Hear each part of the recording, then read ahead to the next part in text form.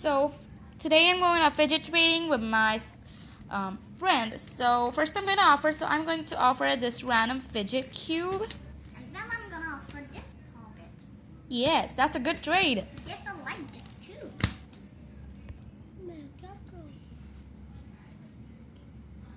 So I'm going to offer this sequencing star.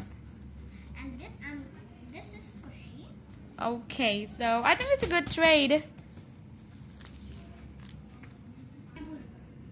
So I'm gonna offer this magnetic balls. Okay, so you are offering that with the box, so I'm going to offer this glitter thing. Okay. Yay! I got magnetic. Oh my gosh, I just got scammed. There's nothing inside!